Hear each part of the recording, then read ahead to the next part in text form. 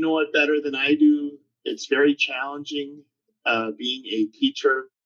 And for that and many other reasons, you do definitely deserve a great benefit. And I can tell you that your TRS pension is a marvelous benefit, especially when you combine it with the state health benefit plan that you can continue into retirement as well. So that's a marvelous benefit package that you simply just typically wouldn't see with private sector employers for sure.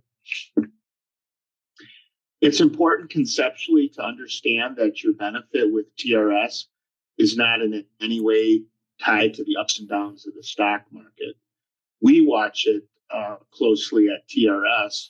It's the primary source of funding for us, but you're guaranteed a benefit based on a formula that has nothing to do with the market. It simply has to do with how long you've been covered under TRS and your salary information. The longer you've worked, the higher your salary, the more you can attain in terms of pension amount with TRS. It's a benefit that's guaranteed for life. It can't be taken away from you. We have, I think it's about 9,000 retirees currently who are 85 plus years old. We have, about 2,500 plus retirees who are 90. And at last check, we had 70 retirees who were collecting over age 100. So there's clearly something in that good Georgia water or crops, something that's really helping us out. It's also a benefit that's guaranteed for life for survivors, in that if you pick a plan that does leave a monthly benefit should you pass away first, their benefit would last for life as well. There are a number of different directions you can go with your retirement plan, 7 different options, which we'll look at more closely later. There's also cost of living adjustment that we'll look at, and you have to decide whether or not you want a partial lump sum option or not. So a lot of decisions to make, a lot of different directions you can go with this. But the bottom line is that if you want to maintain your standard of living in retirement, the rule of thumb is that you want to replace 80% of your pre-retirement income. So when you add TRS, when you add in your 403B and any Social Security you might be getting and any other savings, ideally you'd want to cross that 80% threshold. Now, having said that, I'm painting with a very broad brushstroke. Some of us may have more expensive goals in retirement, and our replacement ratio would need to be higher. For example, if you want to continuously be traveling, you may need more. But at the very least, having that 80% notion is a starting point when you ask yourself that very important question of what am I going to need in retirement to maintain my standard of living. So here is the formula that we use to compute your benefit. We take your years of creditable service, and that is your membership service, your day-to-day service, your unused sick leave credit, and it's also any service that you might purchase. So we add all that together, and that's your total creditable years. We multiply that by 2%, and then we look at your whole career and we say, where are the highest consecutive 24 months of pay? Wherever they happen to be. They could be at the very end. They could be in the middle. The computer will find the high rolling average of the 24. And when we multiply all that together, you get your basic benefit under the maximum plan, which we call Plan A Maximum. That's the most you can get from TRS. All the other options that we're going to look at today will be an actuarial reduction from whatever your individual maximum benefit is. Once you enter into retirement, certain deductions that you're used to seeing now from your active employment check do not come out of your TRS retirement check. And all these things will help to make your take-home pay in retirement look closer do the take-home pay that you have now. For example, we do not deduct TRS from your TRS retirement check. And as most of you probably know, that's 6% of your income that we won't take out of your TRS check. There are no payroll taxes that come out of your TRS check. And that means there's no Social Security if that's coming out now. And that's about 6.5%. There's no Medicare deduction coming out, no old age survivor charge coming out. So when you add all that together, that's about 7.5% for those of you who are used to a Social Security deduction. There's no 403B or 457 deduction. Hopefully you're all participating in those supplemental retirement plans, but that's a deduction that won't come out. Then on the tax side, once you're age 62 and retired, living in Georgia, there is a state tax exemption on the first $35,000 of your TRS retirement income. And that saves you another 5% once you're of age. Then once you're age 65 and retired and living in Georgia, the exemption jumps up from the $35,000 to $65,000. So by the time you're age 65, the vast majority of our retirees are paying no state tax on their TRS retirement income. So add all that up and it makes a very noticeable difference.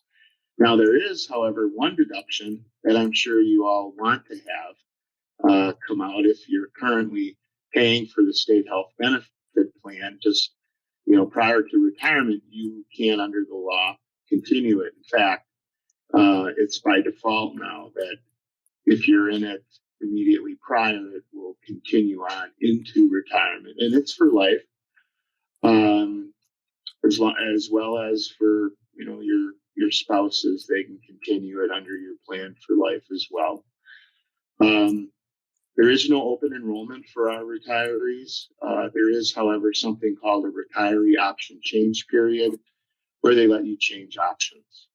But you can't, unlike with open enrollment, get in just because you want to. So if you're a retiree and you pull out of the health plan, you can't get back in later. So you need to be aware of that. That retiree option change period is concurrent with the open enrollment period. I want to give you the contact information because it's beyond the scope of this presentation to get into detailed questions about how the coverage works. Their 800 number, if you want to grab a pen right now and write this down, I'm about to give you their phone number and a email contact. Their phone number at the State Health Benefit Plan customer service line is 800-610-1863. Again, it's 800-610-1863. Or they can be contacted by email at shbp service center at abp.com. So again, that's shbp service center at abp.com. Okay. So when can you retire? There's two normal service retirement dates. One would be 30 years of service, regardless of your age. We have many retirees who are under age 50 because they started teaching right out of college and they didn't use up any of their sick days. So some of them have 2 or even 3 years of unused sick leave, and they're getting out years before they turn age 50. Then perhaps you started service later on in your career as a teacher. Once you're age 60 and you have 10 or more years, you could immediately retire then. Now, of course, based on the formula, the more years you have, the higher your pension benefit would be. But at least these are the minimum thresholds to get a lifetime pension from us. Another pathway is if you were to become disabled and could not perform your job as determined by the TRS medical board, and you had at least 10 years of creditable service, you could immediately start disability retirement with no early retirement penalty based on age. Okay. Now, if you do want to get out early, there is a provision that'll let you out up to 5 years early, but as you might imagine, there is a penalty associated with an early out, just like Cindy mentioned with Social Security, if you start before your full retirement age. Now, with TRS, you can have an early out. You're going to be less than 60 years old. You do, however, have to have at least 25 years of service, but clearly you're going to also have less than 30, because remember, if you had 30 or more, you'd have a normal retirement without a penalty. And we look at your age, and then we also look at your length of service. And there's a 7% penalty for every year you're under 60, or a 7% penalty for every year you have less than 30. And we would simply apply the penalty which yields the greatest benefit for you.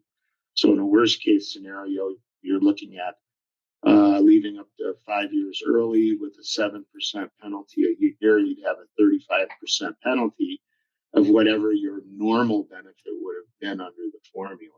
So it can be significant.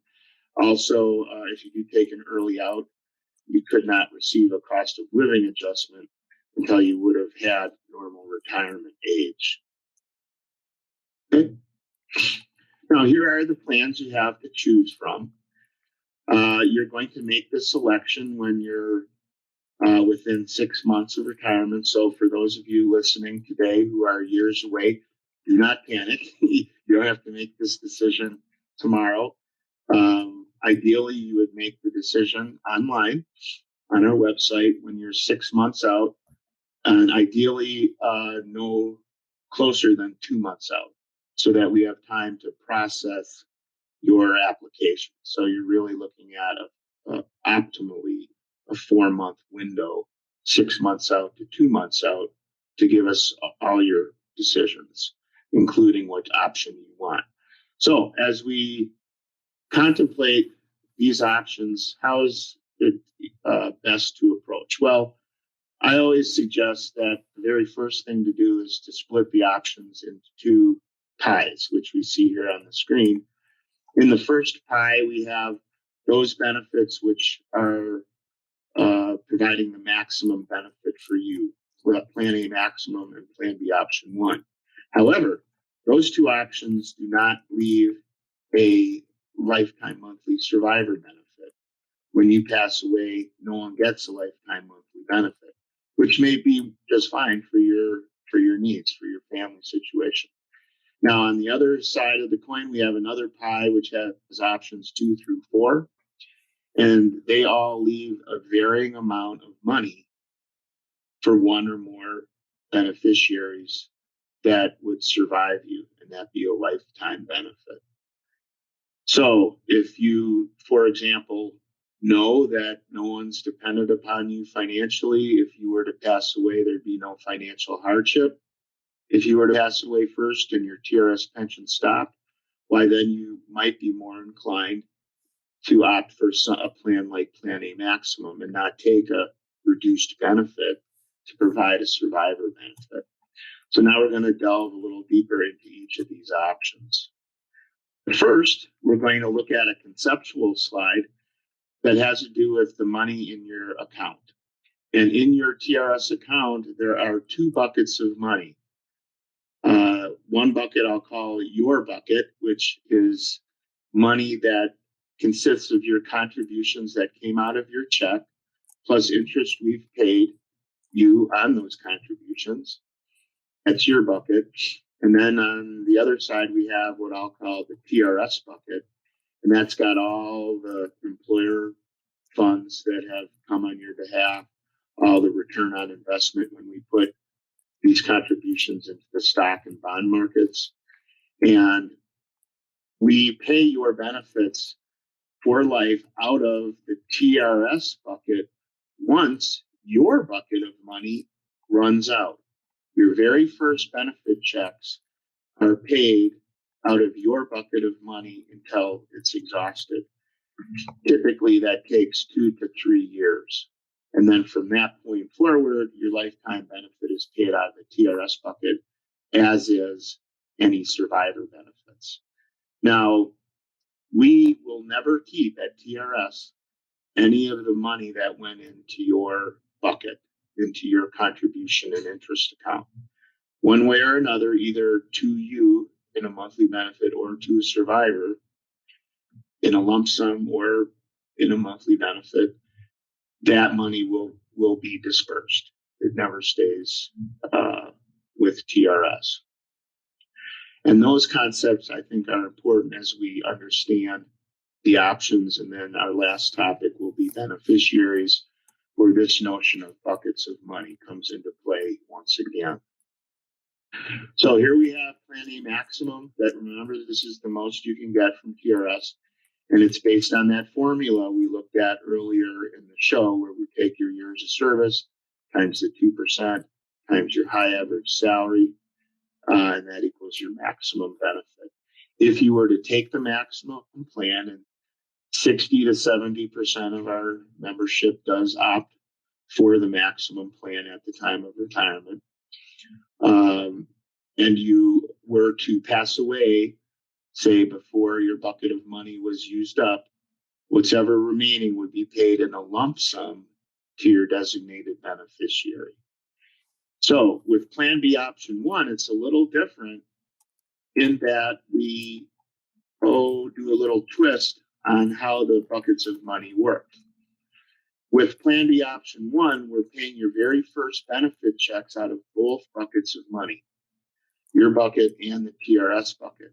So consequently, your bucket of money will last longer in Plan B option 1. Instead of the 2 or 3 years, it lasts 10 to 14. So the benefit to you is that should you pass away before the 10 to 14 years are up, there's still money left in your bucket, which you could leave in a lump sum to a designated beneficiary. But remember, under neither of these plans is there a lifetime monthly benefit. Plan B option 1 is a slight reduction from your Plan A maximum benefit. When you get your benefit estimates, you'll see what the exact reductions are for all these different options. Okay. Now, before we look at options 2 through 4, I think it helps us to understand how they work. If we think of this teeter-totter or seesaw concept, I'm from the north, I'm from the Midwest, and I always called it a teeter-totter. But I don't think most folks down in these parts knew what I was talking about. But you know what the graphic is. That's the dynamic here, is that the more you want to take for yourself, the less becomes available for others. And the more you want to leave to other people, so your survivors, the less becomes available to you. So you have this kind of teeter-totter seesaw dynamic. Now, all these plans that TRS offers have what we call actuarial equivalence, which means that the anticipated payout over your lifetime and any beneficiary's lifetime is equivalent, regardless of the plan you select. So really, from TRS perspective, they all cost us the same. It's your challenge and your duty to find what plan works best for you and your family situation. And there are a number of different options that you can choose from to meet those needs. And here we have options 2 and 3. With option 2, you receive the same, your beneficiary receives the same amount of money that you were receiving at the time you pass away. And we call that the 100% survivorship option. So let's take an example. Let's say at retirement, you took option 2, and years later, when you pass away, you're making $4,000 a month. And then you pass away. Well, that $4,000 would become the beginning benefit of your designated beneficiary. And then at the appropriate times, as long as there's inflation, the survivor would get cost of living adjustments as well. And of course, you can have multiple beneficiaries. There's only one kind of option, which we'll look at next, where you can only have one. And then with option 3, with that selection, your beneficiary would get half of your benefit amount. So in our example, if you were to pass away and we're receiving $4,000 a month from us, then your beneficiary would continue on with half that, or $2,000. And that may be enough for your beneficiary to live comfortably on, or comfortably enough. So the advantage to you is that under option 3, your reduced benefit is less than it had been under option 2. Now, the exact amounts of the reduction, again, varies based on actuarial factors, principally your age and the age of your beneficiary. So you'll best see any reduction numbers when you actually look at your estimate. Now, with option 2 and 3, you can have what's called a pop-up variation on it. And if you want option 2 pop-up or option 3 pop-up, you can have only one beneficiary. And the idea is that if your beneficiary dies first, then your benefit as the retiree pops up to the maximum plan of benefits. All right. Typically, I've seen $300-$400 per month pop-ups.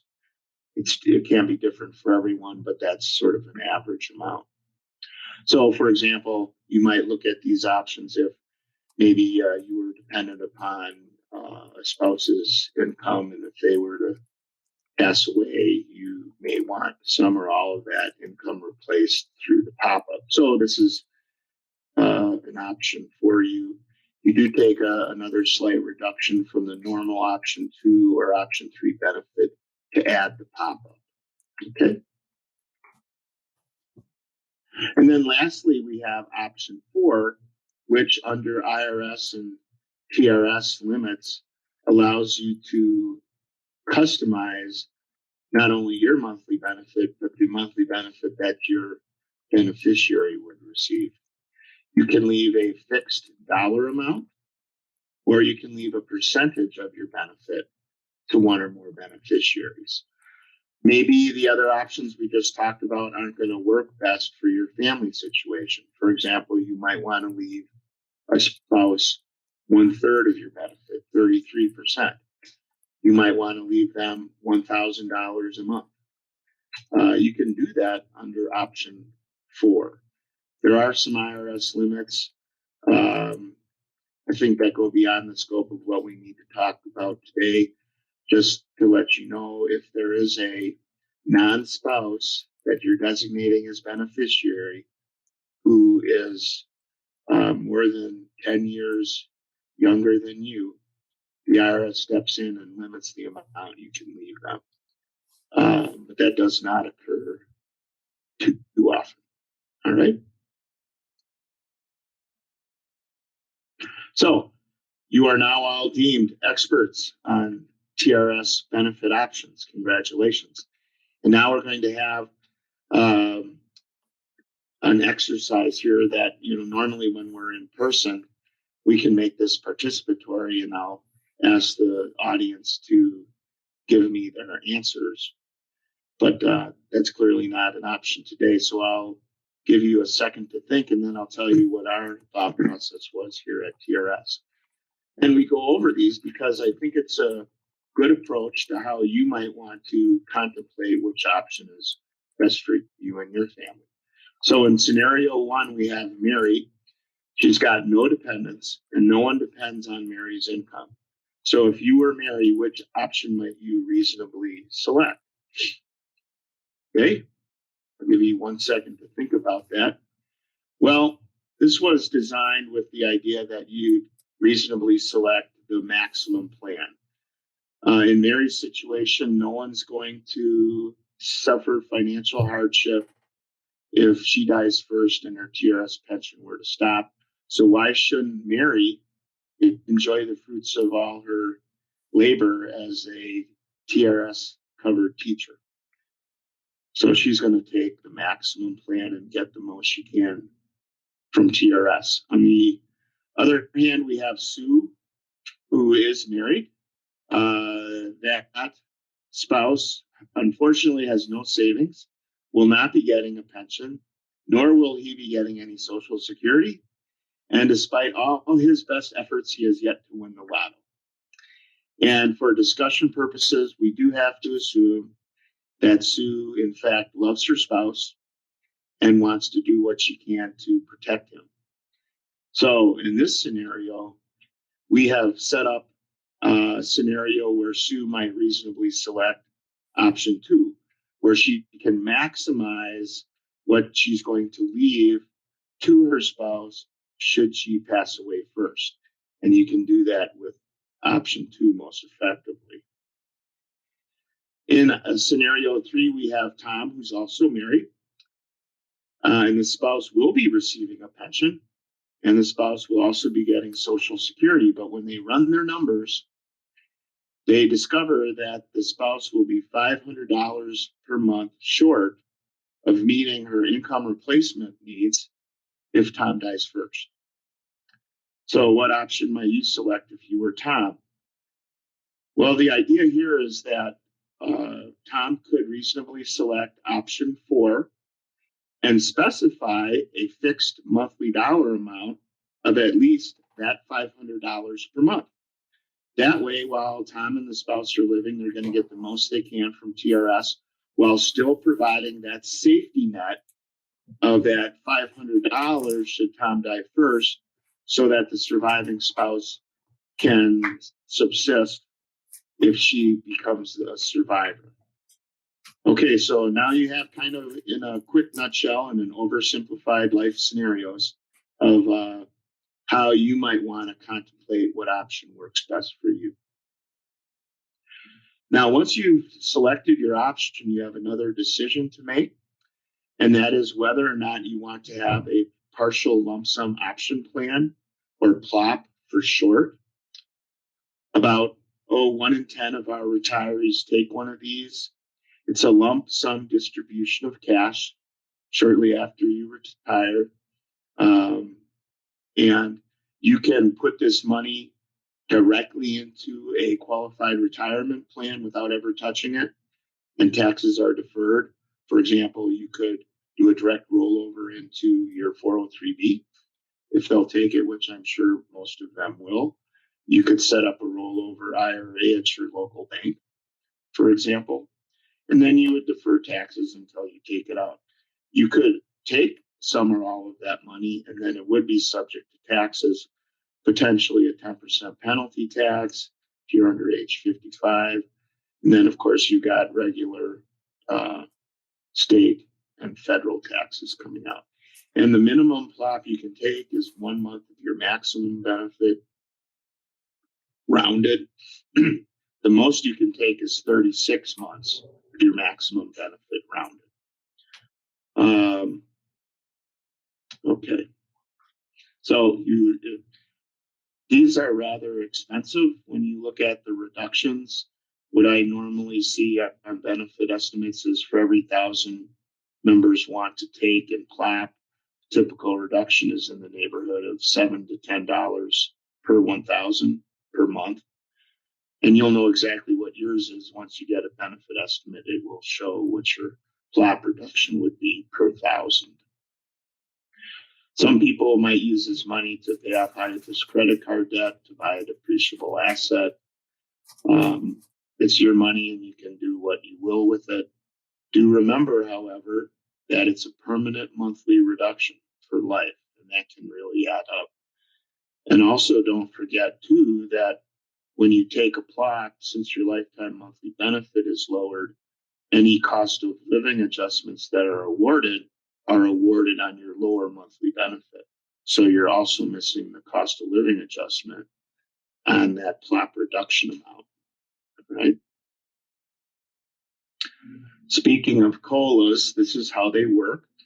As long as there's inflation as measured by the Consumer Price Index, also known as CPI, our board awards a 1.5% COLA every January and every July.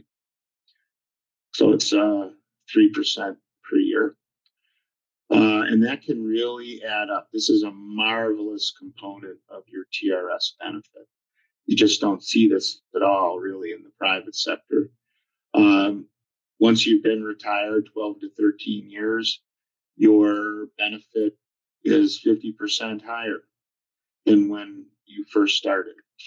And all the time when I had been out on the road meeting with retirees, they would come to me and say that now in retirement, they are making more from their TRS pension than they did while they were actively working as a teacher. So it is extraordinarily valuable to you and a marvelous component of your benefit from TRS. Now, your very first COLA is cycled in, and it takes anywhere from 7 to 12 months, depending upon your retirement date. But I know probably most of you are classroom teachers out there. Your last day of work is in May. So for TRS purposes, you're a June 1 retirement, which means that your first COLA would come 7 months later in January. Now, let's say you had a snow day and you had to make up a work day in June. Then you become a July 1 retiree. And then you go all the way to the end of the cycle and you'd have 12 months to wait for your first COLA. Right now, we're going to look at a benefit example and benefit estimate. This particular gentleman retired June 1 of 2013 with a high 24-month average salary of $5,536. And the computer found the salary from 2008 to 2010. And it will do the same for you. Maybe if when furloughs were active, we were looking at salary that was 8+ years old. We'll just find wherever the highest rolling average of 24 months is, and that's what we'll use to plug in the formula. This gentleman had 34.444 years, and we put that into the years of service bucket, and we multiply it by 2%. And therefore, the member would get 68.888% of the high average salary of the $5,536. And when you do the math, it comes out to $3,814. So many of us will be able to do our maximum benefit pretty much in our head because it's simple arithmetic. Now we'll carry the maximum benefit over into the other examples and we'll see what kind of impact the different options have on your maximum benefit. So here we have the top half of the estimate. This is where the scenario is described and all the assumptions go. Obviously, you're going to have to supply us your retirement date, which is always going to be effective the first day of a month. The computer will pull the high 24 months and tell you what your high average salary is. If in your benefit estimate you want us to assume an annual increase, we can. You could specify that ahead of time. If you don't want to assume an annual increase, you can leave it at 0. The computer will show you your minimum and maximum plop distributions. It'll show you your current service when this benefit estimate is printed, how much more membership service you'll have, your day-to-day service until your planned retirement date. It will also include here, if you want us to, anticipated other service, which would be service purchases, which is a topic we're going to discuss shortly. We could put that in here if you wanted. And then last but not least, we will input your anticipated sick leave service, your unused sick leave. Many teachers think we at TRS know what your unused sick leave is. That's not the case. We don't know what it is until it is reported to us by your last and any prior employers. So it behooves you on your end to gather that information on your own ahead of time, and then you would provide that number to us, or you'd have it for any estimates you generate for yourself. All right. And then in the very center, you see we're going to assume a couple years of a refunded service purchase, which we'll touch on later. We have 4 months of unused sick leave, and the beneficiary is John. All right. Here's the bottom half of an estimate. Now, obviously, the graphics won't be in your estimate, and the names and numbers will change, but the formatting will be the same. So here we have Jacob Smith, who is the retiree, John Smith, the beneficiary, and we're going to read left to right and top to bottom. As we saw, Jacob's maximum benefit is the $38.14 a month. And then you can see here, reading from left to right, what the reductions are under the various options and what benefit John Smith would get under the other options. Now, we know under maximum plan and option 1 that John doesn't get anything as should he be a survivor to Jacob. But you can see that Jacob's benefit is the largest under the maximum plan in option 1. And then in option 2, the benefit drops about $300 or so, about 10% in this case. However, in lieu of that reduction, Jacob is providing John with a 100% benefit. So whatever Jacob's benefit is at the time of death, John will get the same amount. With the pop-up, the way it works is you can see there's a slight reduction from the 3509 to the 3432 to add the pop-up. But in lieu of adding the pop-up, what happens is if John passes away first, then your benefit as a retiree would pop from the 3432 to the 3814 amount. So whatever that dollar difference is at the time of retirement constitutes what your pop-up would be. And option 3, you can see, leaves John 1/2 of what you were getting, but Jacob gets a higher benefit in option 3 than he would under option 2. The pop-up works the same way. And then as a courtesy on a number of estimates, we will input $100 in there so you can see the impact it has on your benefit. In this case, for every $100 Jacob wants to leave John, looks like it's about a $9 a month reduction per 100. Now, if you want an option 4 estimate, don't be bashful. These estimates do not cost you anything, and we want you to know what all your options are. You get multiple estimates with different scenarios. If you want option 4, let us know ahead of time, and you can tell us if you want to use a percentage or a fixed dollar amount. We'll input that into your estimate. Now, we do recommend that you get an estimate when you're 2 years out. In fact, we have what's called a 24-month checklist on our website. A lot of times we're asked, what do I need to do to prepare? I think that's a great document. If you go to our website, which is www.trsga.com, and you can find it within there. You can download it, and it'll help you get your ducks in a row, starting with 24 months out, which is kind of the time period that we think is best to start from. All right. Let's move on to the next slide. So our recommendation, start now. If you're within that 2-year time frame, it's a good time to start thinking about what option is best for you. You do have the opportunity to generate your own benefit estimates when you're within 5 years.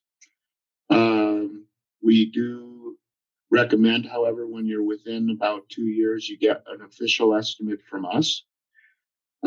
You'll, through us, have the added benefit of us reviewing your salary history and just making sure everything is the way it needs to be. You don't want to have a surprise right at the time of retirement with a benefit that you didn't expect. So please do request one from us when you're about 2 years out. You can, however, get them when you're up to 5 years out. Now, currently, we don't have one-on-one in-person counseling available at TRS. We'll obviously let all our members know when we resume the in-person services, but we are actively doing virtual counseling. So you could go online and if you're within the 5 years, go ahead and set up an online counseling appointment. And much like we're doing today through WebEx, or it could be a simple phone conversation. It could also be FaceTime. Whatever you're comfortable using, we're happy to work with you just to make sure you get the information. Let's talk about creditable service. The more of this stuff you have, the higher your benefit will be within limits with TRS. In this kind of service, there's your membership service, your unused sick leave credit, and purchased service, and we're going to look at each of those. First, we have your day-to-day membership service. And as long as you work half or more days in a given month, you'll get credit for that month with TRS. TRS looks at the year in 1 month increments. We also look at the year based on our fiscal year, which starts July 1 and goes through the end of June. It doesn't coincide with the school year or the calendar year. It's our fiscal year that TRS uses. So as long as you get what is 9 months in our fiscal year, you get 1 year with TRS. So anytime from July 1 through the end of June, you attain your 9 months, then you have your 1 year with TRS. Okay, if you are out in the audience and you're with the Board of Regents system and your academic faculty, you have an 8-month year. So it's a little different for you if you are out in the audience today. But for all the K through 12 and technical colleges and other employers, you have a 9-month year. And we award credit in 1/9 of a year. That's why you saw in the estimate, the decimal point for Jacob. It's because service is earned as is sick leave in 1 month increments. And speaking of sick leave, this is an accrual chart. Most systems award 1.25 days per month, which is the most the law allows. You can accrue 1.25 days for every month per your contract type. So if you're a 10-month contract, 10 times 1.25 would be 12.5 days a year. If on the other hand, maybe you're an administrator, you work full 12-month year, you could get up to 15 days.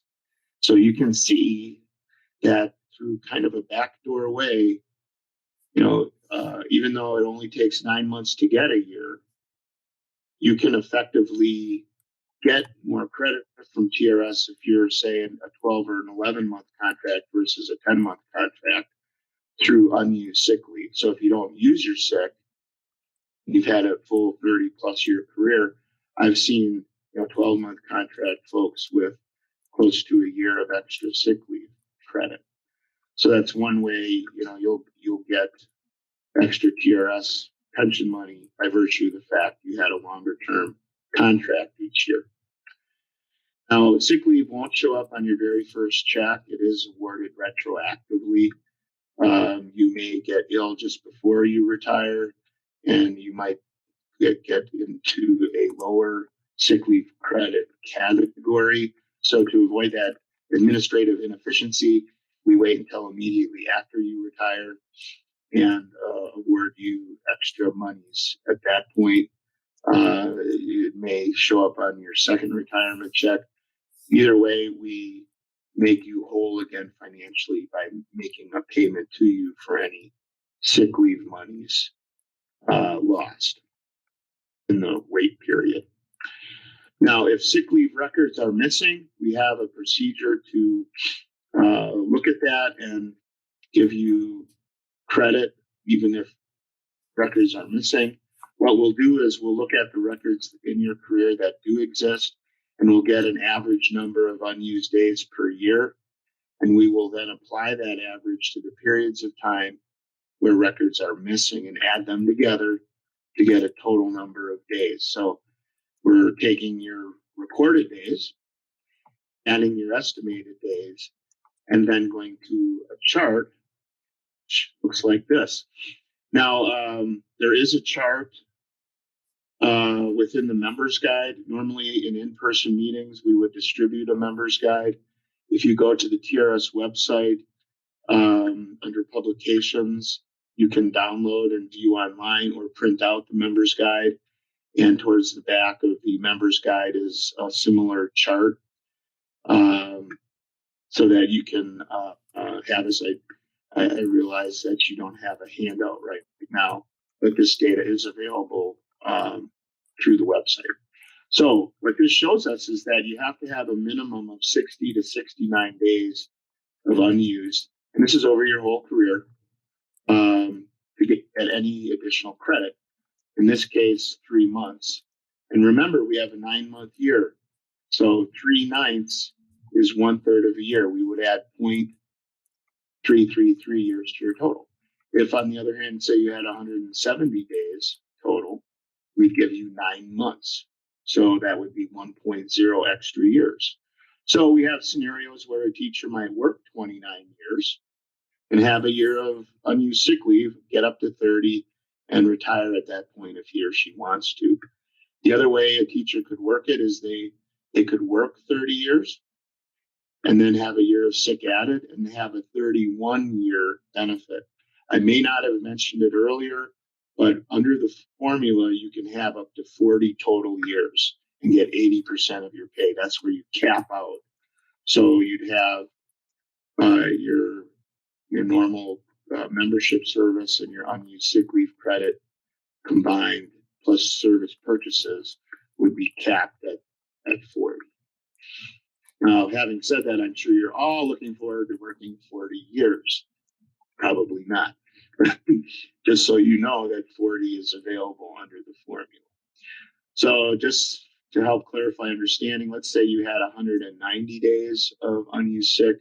That's 10 months credit with us. So that would be 1 year and 1/9 of a year added to your total, which mathematically would come out to be 1.111 years of service credit.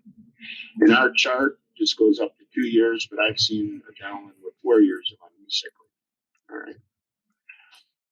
All right, I think that covers unused sick leave. Let's move on to service purchases. This is our last form of creditable service. Certain work from your past can be purchased and converted to TRS creditable service. And there's a laundry list. We're not going to go through the entire list today, but like the sick leave chart, the forms of service purchase available are listed in the members guide. They're also generally within the TRS website. So go there as well. Some of you in the audience may already have a cost calculation. If you do, you can always get them updated. We'd be happy to do that for you and let you know. Now, of course, if you are eligible, the longer you wait, the more it's going to cost. So you may want to buy sooner than later if you're eligible for any of these service purchases. Probably the most common two are TRS withdrawn service and out of state. TRS withdrawn service is where you worked for a while in Georgia and then you quit. And when you quit, you withdrew the monies in your bucket, your contribution and interest account. You pulled that money out. And then at some point later in your career, you decide to come back to Georgia TRS covered service. Once you've been back 3 years, under the law, you can buy back the time you cashed out on by giving us the money we gave you plus interest, which right now is at 7.5%. Prior to 2012, the rate was lower. It was 4.5%. So you might end up with a blended rate depending on when you pulled the money out. You also, in addition to getting that TRS withdrawn service back, you also get any unused sick leave credit that was attached to those withdrawn years. That can be a very effective service purchase. It may not take you very long to get your money back if you were to buy back any withdrawn service. So if you have any of that, I strongly encourage you to consider, if nothing else, looking at the purchase and then contemplating if it's the best thing for you. Another common one is out-of-state service. You might have taught at an out-of-state public school or college within the U.S. or there are a few other places you might have taught, like a Department of Defense school, for example. But essentially, those years, as long as you're not going to be getting a pension from those systems, you can buy up to 10 years of out-of-state time and convert it to Georgia time. So in situations, maybe you taught a year in Florida or 2 years in California. Those are ideally suited for out-of-state service purchases because those 1 or 2 years or 3 years or 4 years aren't going to generate pension income for you.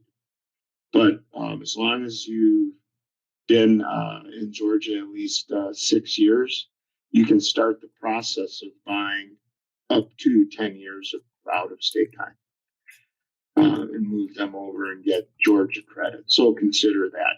If you were military under active duty and you're not going to be getting a pension from the military and your active duty, I think it's at some point in the mid-70s through today, as long as it was a period of national emergency, you can buy up to 5 years of that active duty time and just send us your DD 214 separation papers and we can get that process started for you, show you how much it would cost. If you are a state employee in Georgia under ERS, you could convert that to Georgia time. Georgia private school is also available if it was an accredited school. However, that's extremely expensive. All these different service purchases under the law have different ways to calculate the cost. That would get too lengthy of a discussion for us today. But if any of this discussion piques your interest about your scenario, I would be happy to answer your detailed questions afterwards. There's another form of service called airtime, which you should be aware of, where once you have at least 25 years of service, in conjunction with the retirement, you can buy up to 3 years of airtime. So maybe you've worked 29 years, you don't want to come back the last year to teach. You could buy 1 year of airtime to get up to 30 and retire, assuming you're not yet 60. It may be worth it to you. I do caution you, though, it's very expensive to buy airtime. But it is out there, and I want you to be aware of it. Okay? So if you do buy, you could certainly retire earlier. Some people might buy service if they're eligible for it to avoid an early retirement penalty. If you are eligible, I encourage you to get the ball rolling now. Out-of-state service purchases, I've seen take a couple years or more to execute. So this is not the sort of thing you can do the day before you plan to retire. You may want to get this taken care of well in advance. Plus, you also have the added advantage of it being cheaper than waiting later due to the increased cost based on interest. Okay, with sick leave, I don't think I mentioned it earlier, but the way it works is your very last employer, we can capture their sick leave history on you, on your behalf, online. When you're doing the retirement application online, you'll get to a point on the dashboard where you tell us you want sick leave from your last employer. We'll email them and they'll email it back. Now, if you had any prior employers employers to your last one. You could send them a paper sick leave certification form. You fill out a part, they fill out a part and send it back. The form could also be filled out electronically and emailed to them. You'd find the contact at your school system, your prior school system, email it to them. They can email it back to TRS. But that would be the process for the earlier employers. If you only had the one employer, then we can handle it through the online application. Okay. All right, our last topic of the day is beneficiary issues. Then I'm going to stop sharing my PowerPoint and I'll open up the floor for questions. And I will remain, longer than the prior breaks because there is no speaker after me. But when I am done, feel free to exit the meeting if you desire. There are two kinds of beneficiaries, primary and secondary. If you want someone to receive a monthly benefit, list them all as primaries. You can have multiple primaries, other than the pop-up options we talked about earlier. Some people think that once the primary beneficiaries pass away, the secondary beneficiary would start getting the monthly benefit. No, it does not work that way. The secondary beneficiary is there in the event that when you and the primary are deceased, there's still money left in your contribution and interest bucket, your bucket of money. Because remember, we never keep any of that. So we need to know what your wishes are, should there be money left when both you and your primary beneficiary are deceased.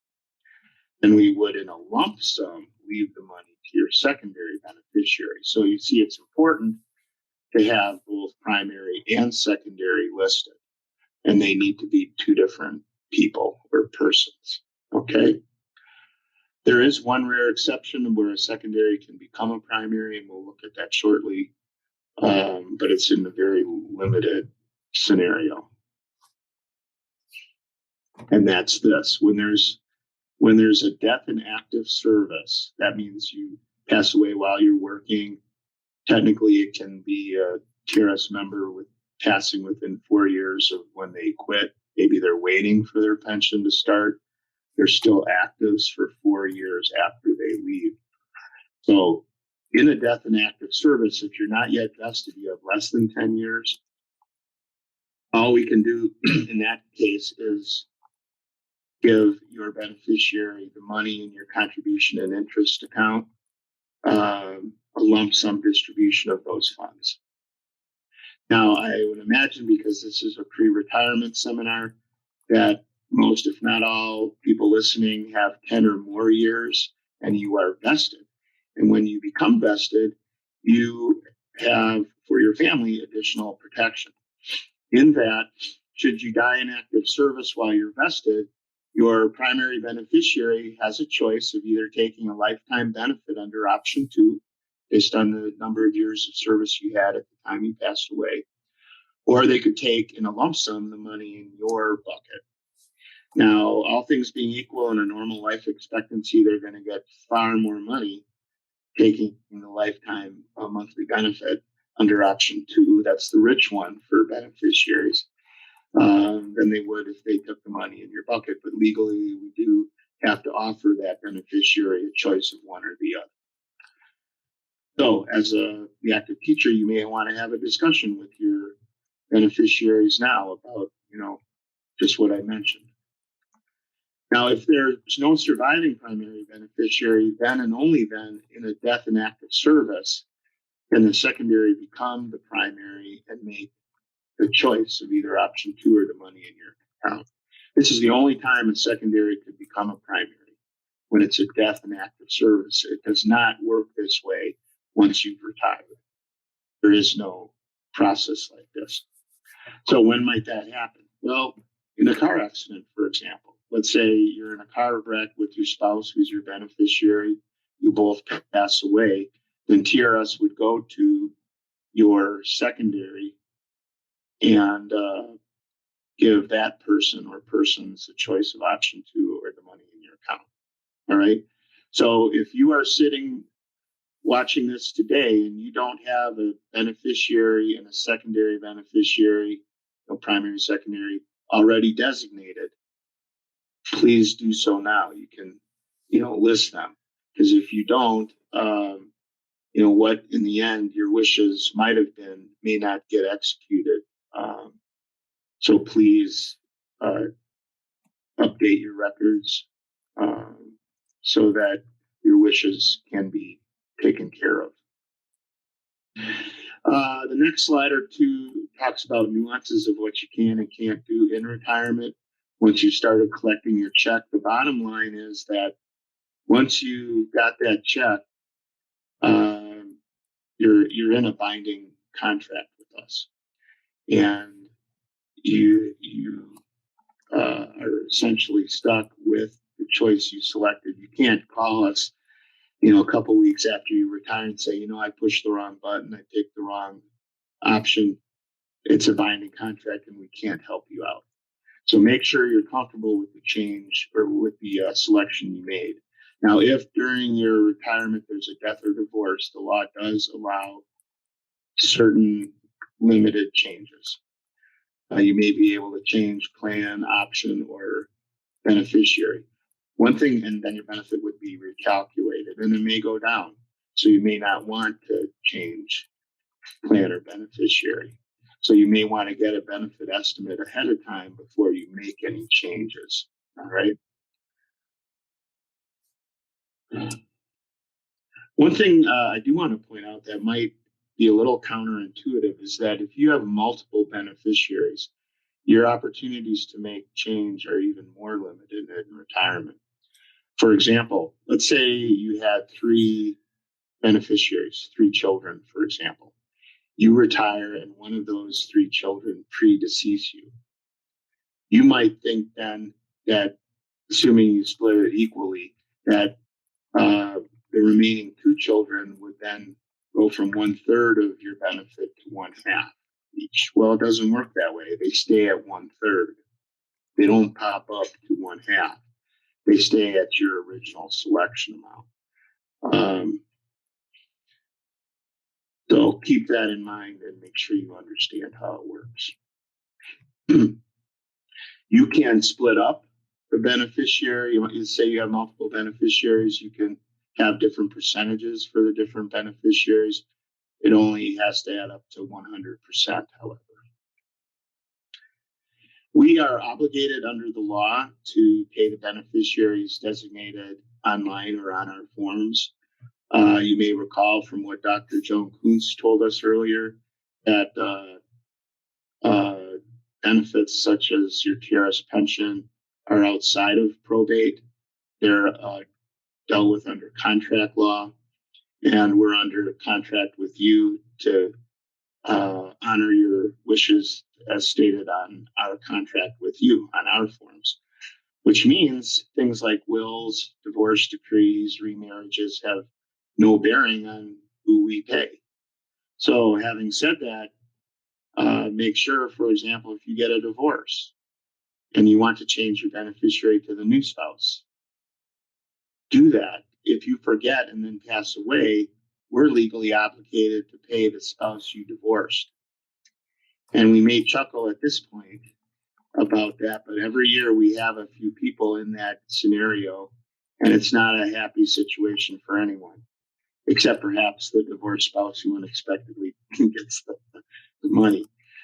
So please do remember to update your beneficiaries. If you want to designate a minor child, that's fine. We would get the court-appointed guardian information and pay that minor child through the guardian until the child becomes an adult.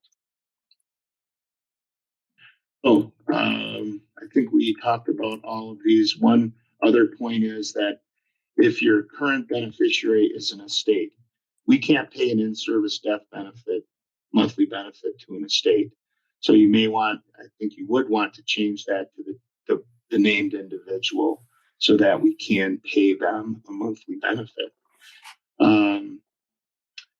You can leave monies to a trust, a special needs trust, power of attorney, but you can't leave it a monthly benefit to an estate for legal purposes. So keep that in mind as you're making your designations.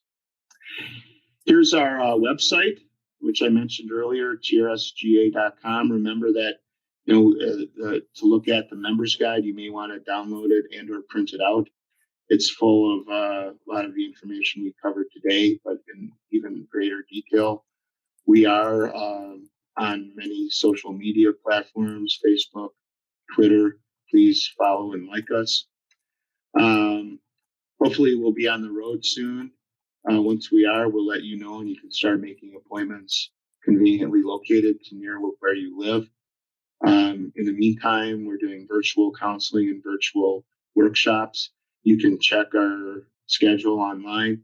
You can also contact your central office, talk to your HR person, your benefits person, tell them you'd like to have HR do a 3-day event at their location. And we are outreach people. There's 10 of us in the unit, and we're happy to meet with your folks. That's why we're here, to help you out. No one at TRS can give you specific advice. We're not licensed or insured to do that. We're not empowered to do that. We can talk in generalities, give you general direction. If you want specific advice, we do recommend you get to your certified financial planner or licensed financial advisor. Many of you have access to free services through the 403B vendors that work with your school system. That may be a good place for you to start if you're in search of a contact for specific financial advice. All of the payments we make to you, including your very first one, are made through direct deposit. Your first check should arrive in the middle of the month in which you retire via direct deposit. Then all subsequent checks are via direct deposit at the beginning of the month for that month. So the next thing to do is get excited, because you are almost there, and we are done. I know I went a couple minutes over, but now I'm going to go. Here are all the social media platforms. We do have podcasts available on Spotify. I do highly recommend you visit us and look at our podcasts. They're great sources of information. On the road to retirement, one of the most important decisions you can make is who will receive the benefits of your retirement account beyond your lifetime. With Teacher Retirement System of Georgia, your beneficiaries are not decided by documents like wills, divorce, decrees, or marriage certificates. Rather, they're determined only by the beneficiary information on file at TRS when you pass away. Therefore, it's critical that you designate at least one primary beneficiary and one secondary, as well as routinely update your TRS beneficiaries to reflect significant life changes, such as divorce, marriage, births, and deaths. Reminder: beneficiary designation completed with HR does not transfer over to TRS. This includes changes during open enrollment. Also, keep in mind that if you don't have the right person or persons on file, it can lead to costly legal problems and unnecessary frustration. Likewise, if you are the beneficiary on file at the time of a retiree's death, it is imperative that you notify TRS as soon as possible.